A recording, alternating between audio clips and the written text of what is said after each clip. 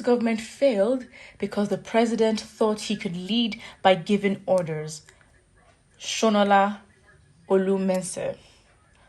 According to a seasoned journalist and author, Sonola Olumese, President Muhammadu Buhari's administration failed because the president thought he could lead by giving orders, just as he did as military head of state.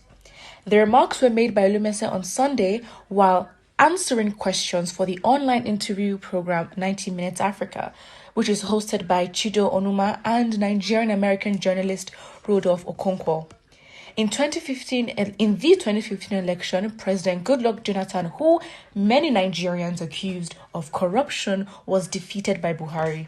In addition to promising to fight Boko Haram, the terrorist group wreaking havoc in the northeast, former military General Buhari also promised to eradicate corruption.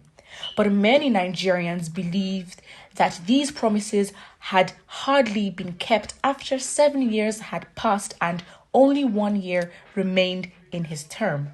Her words: if you analyze Buhari, you will see that he is trying to rule by giving orders. He keeps saying that he has given the service chiefs directives or he has directed them to do this or that. This is basically how he has proceeded.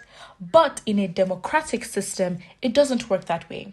You discuss and enact policies. It is by means of policies that you govern in a democracy. But Buhari has no policies. I mean, apart from the narrative that he's never even there, it's not even a narrative, it's facts. For months on end, he's out of the country. And, if the people themselves don't even believe that he's there or he's aware of what is going on, I am afraid I don't know what orders or directives he is given. And let us be honest, for a lot of people, when it came to eradicating corruption and why Buhari seemed like the perfect candidate is because of his history as military head of state. And we just believe that somebody with that kind of power, would be one who would not take anything. And so given directives of being very strict sort of was, a really convincing reason for a lot of Nigerians to feel like Buhari was fit for the job at the time. And of course, when it comes to policies and actually enacting them, what you can actually find is that they've done the total opposite. I mean, for the fact that we don't even believe Buhari wasn't in office for the longest time because he was receiving treatment, and so many other rumors that came with insecurity and all that. Even his speeches online and whatever he came to do, he wasn't even able to defend himself.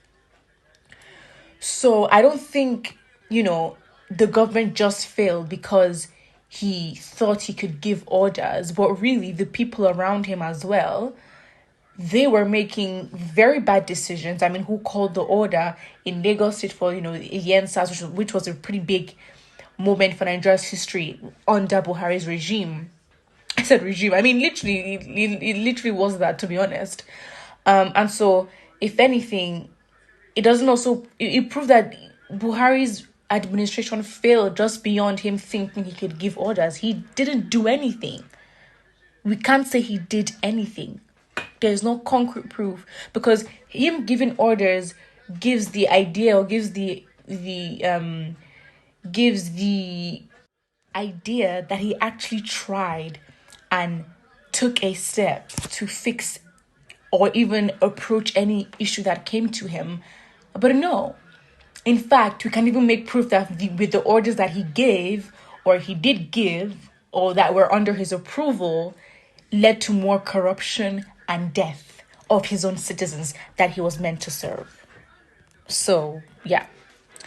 Well, a comment here literally, I guess, is being sarcastic, but this comment says, no, he's a born-again Democrat who came to install his kinsmen terrorist insurgencies, banditry, kidnappers, jihadist, Boko Haram, and ISWAP government in Nigeria, but failed. He came to install Somalia and Afghanistan terrorist government, but failed.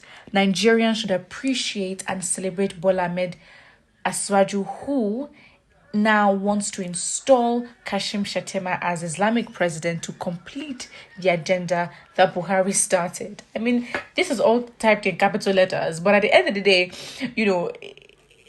what it also shows is that, listen, the party itself is also brains behind who they give out as their candidate. And to be honest, I think what you can just take from this is that, of course, being relevant and being relevant to the fact that elections are coming up, the fact is, if the same party can bring another candidate like Tinubu, basically what they've done is to use Buhari to set the stage. And then, whatever would happen after is what Tinubu would come and do. At the end of the day, Tinubu is already showing signs of the kind of president who's going to be unavailable because, for example, the NBA, where other political and presidential candidates showed up, he sent his vice president. And so is that the energy that we're going to be given? And of course, with the health rumors as well, him being out of the country, it is the same thing that we could say with Buhari's administration as well. He wasn't available, and months on end, he wasn't even in the country because he was not fit. So we cannot risk that again.